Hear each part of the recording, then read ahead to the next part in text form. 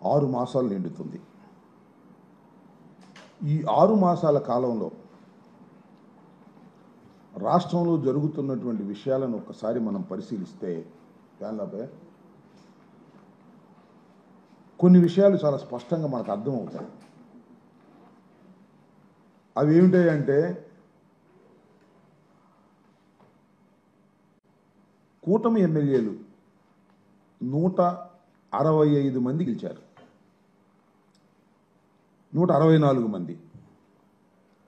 వీరి పరిస్థితి ఎలా ఉందంటే, మంచి అవకాశం మించిన దొరకదు, మంచి సమయం వచ్చింది, ఆదాయ మార్గాలు వెతుక్కుందాం, ధనార్జన చేసుకుందాం,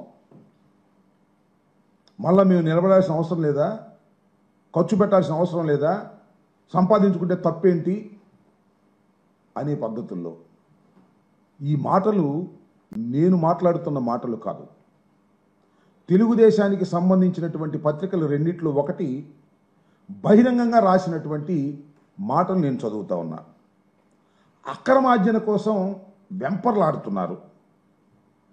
ఇసుక, మద్యం ఇలాంటివన్నీ కాంట్రాక్టర్లు, ప్రైవేటు పరిశ్రమల్లో ఉన్నటువంటి విషయాల్లో దోచుకునే కార్యక్రమాలు ఇవన్నీ జరుగుతూ ఉన్నాయి. వీటితో పాటు కూటమిలో ఉన్న సభ్యులే ధనార్జన కోసం ఒకరు పోటీ పడుతున్నారు. కొన్ని చోట్ల తన్నుకుంటున్నారు, కొన్ని చోట్ల బజారుకు వచ్చి కుస్తీలు పడుతుంటే పోలీసులు వెళ్ళి సర్దుతున్నారు. సాక్షాత్తు చంద్రబాబు నాయుడు గారే పంచాయతీలు పెడుతున్నాడు. ఇది ఇవాళ రాష్ట్రంలో ఉన్నటువంటి పరిస్థితి. వాటాల కోసం తాపత్రయపడిపోతున్నారు. మొత్తం ఆల్మోస్ట్ ఆల్ ఎవరో కొద్దిమంది తప్ప శాసనసభ్యుల్లో ఒక 10%, 11% లేదా 15% మినహా రాష్ట్రంలో కూటమిలో ఉన్నటువంటి అందరూ శాసనసభ్యులు తమ ఆదాయ మార్గాల కోసం ఎదుక్కునేటటువంటి కార్యక్రమంలో చేస్తున్నారు. మీరు చూశారు, మద్యం పాలసీ మార్చేశారు చంద్రబాబు నాయుడు గారు.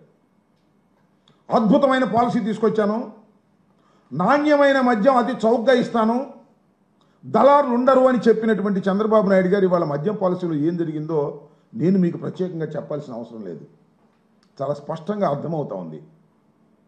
లాటరీని పెట్టారు ముందు, లాటరీలో ఎవరైనా వేస్తే వాళ్ళ సంగతి తెలుస్తామన్నాడు. తర్వాత మళ్ళీ ఏదో సర్దుకుని అందరి చేత లాటరీ అలౌ చేశారు. కొన్ని చోట్ల అయితే చేయలేదనుకోండి. లాటరీలో గెలుచుకున్న వారికి, వచ్చిన వారికి షాపులు మేనేజ్ చేస్తున్నారు. ఇవాళ వాళ్ళు మేనేజ్ చేయాలంటే 30 లక్షలు కట్టమన్నారు, 40 లక్షలు, ఒక్కో ప్రాంతంలో ఒక్కో రేటు. ఎమ్మెల్యేలు 30 లక్షలు, 40 లక్షలు, 30% వాటా లేదా 50% వాటా తీసుకున్నారు. తీసుకుని బెదిరించారు. కొన్ని చోట్లయితే మీకు ప్రత్యేకంగా చెప్పాల్సిన అవసరం, నర్సరావుపేట లాంటి పట్టణాల్లో అయితే తగాదాలు జరిగాయి, దాడులు చేశారు బారుల మీద. మా ఎమ్మెల్యేకి వాటా ఎవరా, మీ సంగతి తెలుస్తామని దాడి చేసినటువంటి సందర్భం. ఇవాళ చంద్రబాబు నాయుడు ఎక్కడో మాట్లాడుతున్నాడు, పొద్దు ఇందాకే చూశాను నేను. మద్యం షాపుల్లో ఎవరైనా దళారులు ఏర్పడితే సహించను అంటున్నాడు. బెల్ట్ షాపులు ఎక్కడ పెడితే బెల్ట్ తీస్తానంటున్నాడు. ఎందుకే ఈ సొల్లు కబుర్లు నాకు అర్థం కాదు. మైక్ ముందేమో అద్భుతమైనటువంటి సొల్లు కబుర్లు చెప్పేటటువంటి కార్యక్రమం, అసలు బెల్ట్ షాపు లేనిది ఎక్కడ చెప్పండి. ప్రతి గ్రామంలోనూ ప్రతి పట్టణంలోనూ బెల్ట్ షాపుల కోసం పాటలు పెట్టారు. బెల్ట్ షాపులు అద్భుతంగా అఫీషియల్గా జరుగుతున్నాయి. ఎక్సైజ్ వాళ్ళు ప్రోత్సహిస్తున్నారు. ఎవరైతే డబ్బులు కట్టలేదో బ్రాందీ షాపుల వాళ్ళు ఎమ్మెల్యేలకి వాటి మీదకి వెళ్ళి రైడింగ్ చేస్తున్నారు, పట్టుకుంటున్నారు, వాళ్ళు ఇబ్బంది పెడుతున్నారు. తెల్లారిపాటికి వచ్చి ఎమ్మెల్యేలకు డబ్బులు కడుతున్నారు. ఇది జరుగుతున్నటువంటి విషయం. చంద్రబాబు నాయుడు గారు మైక్ ముందు మాత్రం అద్భుతమైనటువంటి ఉపన్యాసాలు చెప్పేటటువంటి కార్యక్రమం చేస్తున్నారు. మద్యం చౌకగా జరుగుతున్నాయి ఇక్కడ, చెప్పండి నాకు అర్థం కాదు. చంద్రబాబు నాయుడు గారు అధికారంలోకి వచ్చాడు, మద్యం ఏమన్నా చౌకగా దొరుకుతుందా? ఎక్కడ చౌకగా లేదు. అంతకన్నా ₹1 ఎక్కువే దొరికేటటువంటి పరిస్థితి మా రోజుల్లో కన్నా.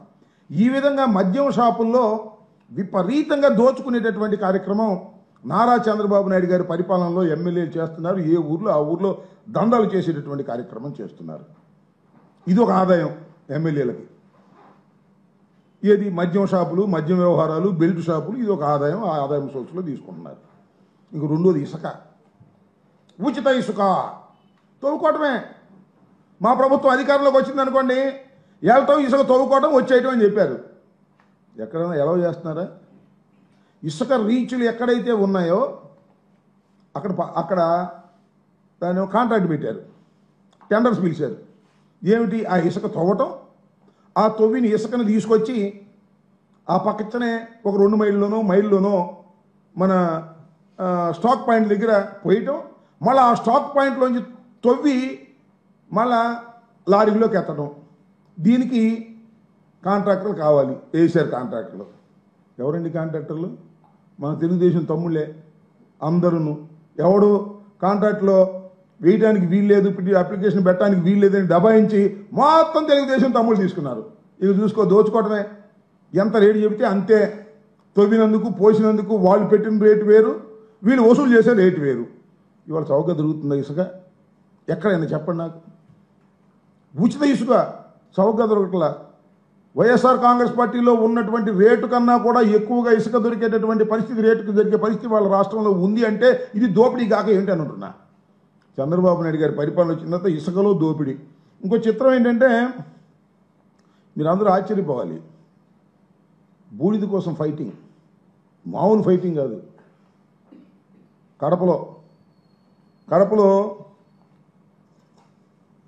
కడపకు సంబంధించి రాయలసీమ సంబంధించినటువంటి ఫ్యాక్టరీ ఉంది, విద్యుత్ ఫ్యాక్టరీ. దానిలో అద్భుతంగా యాష్ వస్తుంది, ఆర్టీపీపీ, రాయలసీమకు సంబంధించినటువంటిది. దీనిలో 4000 టన్నులు ఫ్లై యాష్ ఉత్పత్తి అవుతుంది.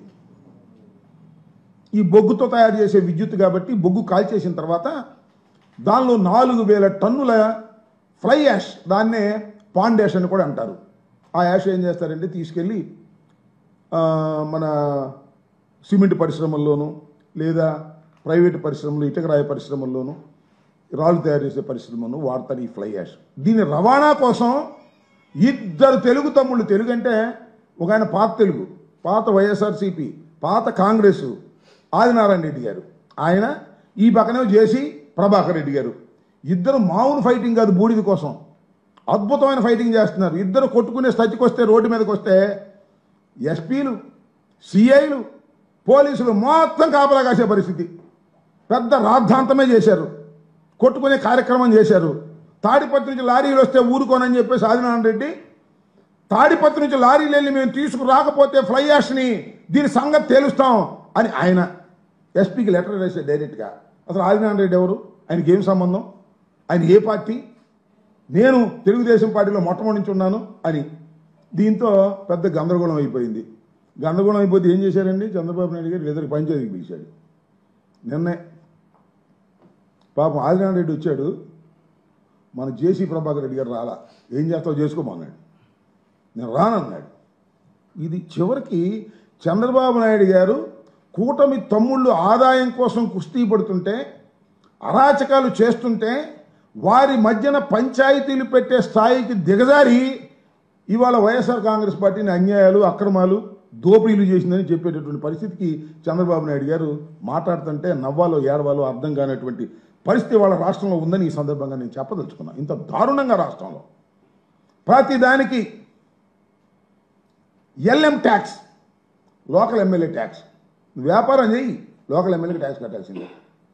ఎల్ఎం ట్యాక్స్ లేకోకుండా ఏ నియోజకవర్గంలో అయినా ఏ వ్యాపారస్తుడైనా వ్యాపారం చేస్తున్నాడా? ఇది నారా చంద్రబాబు నాయుడు గారికి తెలియదా? నారా చంద్రబాబు నాయుడు గారు ప్రోత్సహించడం లేదా? లోకేష్ గారు ప్రోత్సహించడం లేదా? మొత్తం ప్రభుత్వ పరిపాలన అంతా గాలిగోలేశారు. వైఎస్ఆర్ కాంగ్రెస్ పార్టీ మీద పడ్డారు. YSR Congress party social media మీద పడ్డారు. అరెస్టులు చేస్తున్నారు. అవినీతి అక్రమాలకు మాత్రం అంతు లేకోకుండా పరిపాలన చేసేటటువంటి దౌర్భాగ్యమైన పరిస్థితికి ఇవాళ ఈ రాష్ట్ర ప్రభుత్వం దిగజారిపోయి అనేకమైనటువంటి మాటలు మాట్లాడుతున్నారు. అదే కాదు, ఈ ఆదినారాయణ రెడ్డి గారు వాళ్ళ నియోజకవర్గంలో ఆదానికి సంబంధించినటువంటి ఒక ప్రాజెక్టుని కట్టేదానికి రిత్విక్ కన్స్ట్రక్షన్స్ అంటే సీఎం రమేష్ కన్స్ట్రక్షన్స్ వాళ్ళది ఒక కాంట్రాక్ట్ తీసుకున్నారు. ఆయన దాన్ని సివిల్ వర్క్స్ ప్రారంభిస్తుంటే, డైరెక్ట్ సివిల్ వర్క్స్ ఎలా ప్రారంభిస్తావు, మా ఎమ్మెల్యే గారికి డబ్బులు కట్టాల్సిందే అని ఆదాని కంపెనీ అయినా సీఎం రమేష్ కంపెనీ అయినా సరే డబ్బులు కట్టండి మేము ఒప్పుకోము, కప్పం కట్టండి మేము ఒప్పుకోము అని చెప్పి దాని మీద దాడి చేసి అక్కడ దౌర్జన్యం చేసి ఆ సామాన్ అంతా వాళ్ళగొట్టారు. అది ఒక పంచాయతీ. వాళ్ళిద్దరు బీజేపీని, మళ్ళా బీజేపీ అయినా జనసేన అయినా తెలుగుదేశం అయినా క్యాష్ కొట్టందే పని కాదు అనేటువంటి పరిస్థితుల్లోకి ఇవాళ రాష్ట్రంలో ఉన్నటువంటి శాసనసభ్యులు విరుచుకు పడుతూ ఉంటే చంద్రబాబు నాయుడు గారు మాత్రం నేతి బీరకాయలు నెయ్యిలాగా కోస్తా ఉన్నాడు. అన్ని సొరకాయలు కోసినట్టుగా కోసేటటువంటి మార్గం చూస్తున్నాడు చంద్రబాబు నాయుడు గారు. ఇది చాలా దుర్మార్గమైనటువంటి పరిస్థితిని మనం చేస్తున్నాం. చంద్రబాబు నాయుడు గారు ఆ మధ్య ఎన్నికలకు ముందు చెప్పారు కదా, సంపద సృష్టిస్తా అని. సంపద సృష్టించడం కాదు, సంపద సృష్టించుకుంటాం అంటున్నారు ఎమ్మెల్యేలందరూ. మేము సంపద సృష్టించుకుని మేము దోచుకుంటాం తప్ప రాష్ట్రానికి సంపద సృష్టించేటటువంటి పనే లేదు అనేటువంటి పద్ధతుల్లో ఇవాళ రాష్ట్రంలో పరిపాలన సాగుతూ ఉన్నది అని ఈ సందర్భంగా నేను చెప్పదలుచుకున్నాను.